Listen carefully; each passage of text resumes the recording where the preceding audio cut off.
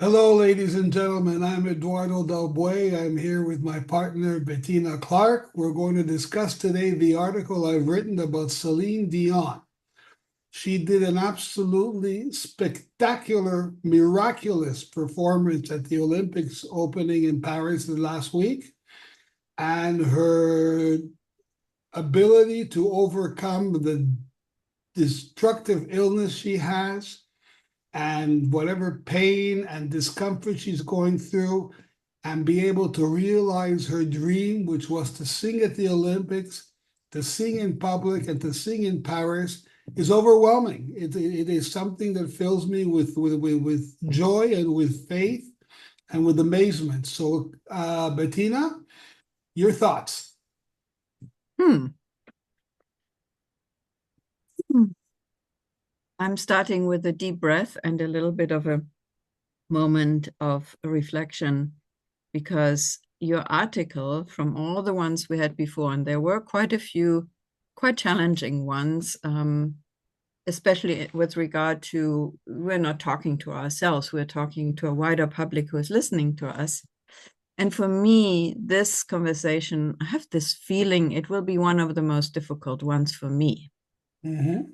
And I'm telling you why, because in the work I do, as you know, I'm facilitating people to find, as I always say, the center, their core, so that they can make better decisions, self-empowered decisions, and really get on with life. Now, this is very simplistic. It's, of course, far more complicated. Self-optimization is definitely a subject in all of this. We had another recording on that and self-optimization. I have a how can I say, a conflicting situation with self-optimization, because my take is self-optimization has always to do with self-awareness. I cannot self-optimize just for the sake of it.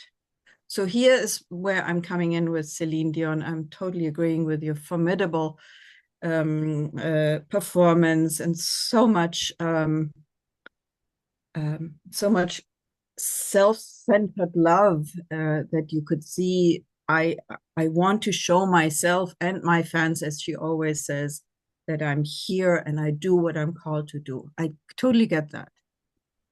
And at the same time, there's this how much is, and I really don't want to criticize, I'm just questioning myself how much of her life has been maybe self-optimization of spirit or self-optimization of performance. And this is where where I'm still exploring. And I can see that maybe when you have a talent and a skill like she has, her voice is just, I mean, since she's 12, I think she found out that she has an incredible voice that she can, of course, optimize. So I have this question: is at what point am I in self-optimization of my voice and I'm pushing and stressing and maybe harming my body? And at what point am I allowing, and not, I'm not talking about her Mm-hmm. now. At what point am I allowing pause, reflection, true um, inner curiosity, and is this really what spirit soul's calling me to do, or is that because I just want to be the best? So I make a pause here and hand over to you. So that's why I'm struggling a little bit in this conversation, because there could be both sides. I think you can't divorce spirit from ego. We are holistic. We are one. We are a combination of everything that is good and optimized and that is superficial and that is deep. I think she saw this as a personal challenge. As somebody who has written songs and sung before in my life, I know the creativity that moves you is an energy. It's not just ego. It's the energy that you're expressing something from very deep. And in her case, her illness took away a tool for self-actualization that she has since she was a child. And it was something she had to overcome in order to triumph over the illness and to make sure that her soul, her spirit, was energized enough to be able to overcome all the challenges and difficulties and do this amazing performance. I think it took a lot of discipline on her part, a lot of education. She had to study very much what her illness was. She had to overcome the limitations that doctors probably told her she faced. She had to be realistic in her assessment of what she could do, but she also had to go beyond the realism and say, I can do it.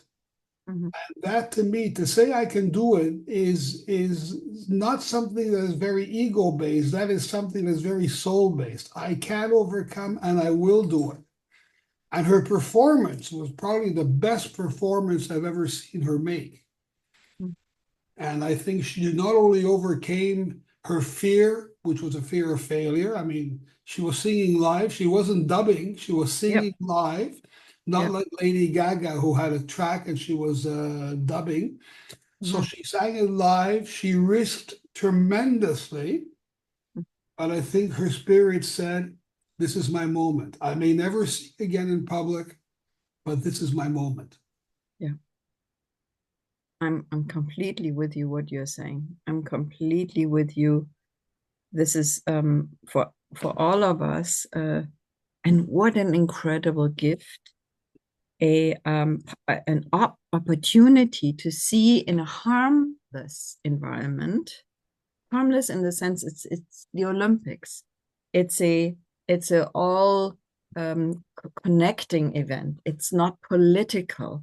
It's about human possibilities in this harmless environment, to see and witness a person who has exactly overcome exactly what you're saying. I'm intrigued about your positioning that ego and spirit don't need to, I don't know how you phrased it, I didn't write it down, but it don't need to be enemies. They're basically existing next to each other, and I get that. And they are in constant conversation, right? Because, I mean, if you think about it, intellect is part of ego, and intellect also be part of spirit and soul, because intellect is what understands what the messages are, whether they are part of a program from the outside and your world, or the inside longing to express yourself. And then will is that part that makes the decisions. And that can be a dance between ego and spirit or soul. And maybe one wins over the other, or both are in sync. That's a very nice part of this conversation now, and I feel much better because I was a little bit nervous in how to tackle that. Also because everybody is now publishing on that. I don't know, you go on social media and everybody has a blurb on Celine Dion's performance and so on. And I don't want to be in a superficial conversation with you about it. We still, my intention, our intention is always to find something that is part of our introspection's intention. And I like that to understand ego and spirit don't need to be enemies. Well, to be in control is have everything in harmony. If you're going to be in harmony, then all parts of your persona have to be in harmony. The ego, the id, the mind, the intellect, as you said, the spirit, the soul, the intuition. And I think this was a moment for her where everything was in harmony. Yeah.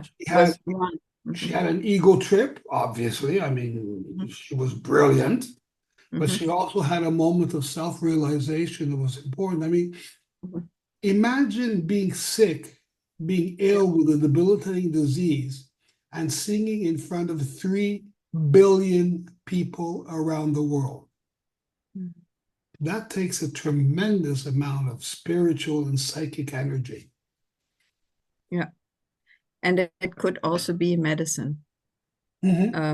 because she was peaking in a way that is part of her journey altogether. It's not a sudden leap or something. Hmm. It's a real continuation, and it definitely showed in an Olympic spirit that there's always a little bit more than you think inside of you that gives you that awe for yourself, Hmm. your not performance, but for your beingness in this world. Hmm. And I yeah, I'm still looking at this whole situation, and you see it over and over again.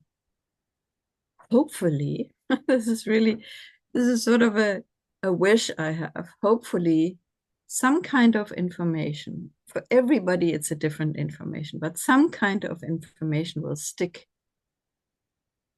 that she is delivering, not only the way she was performing, but also the content, of course. Well, I think the main message that I get out of this is yes, I can. If somebody with that level, I'll tell you, in Canada, we had a cancer victim named Terry Fox. And Terry Fox, with one leg, decided to run across Canada. Mhm. He didn't make it, but he's inspired generations of Canadians. Every year, the Terry Fox Run is organized. Embassies, Canadian embassies around the world have a Terry Fox Run.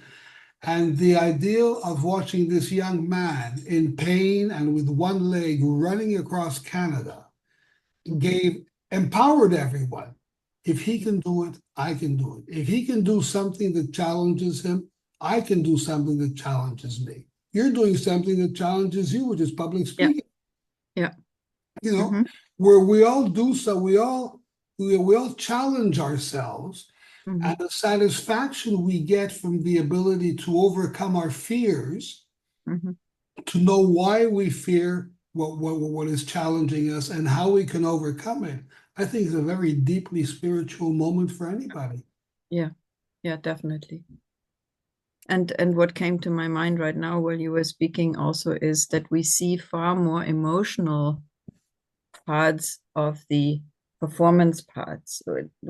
I have not seen in any of the Olympics so many emotional moments being Mhm. exposed to the public eye. It's possible that they were there, but I am under the impression that maybe we are also getting, maybe the media is also getting more, how can I put it? I don't want to judge it, but they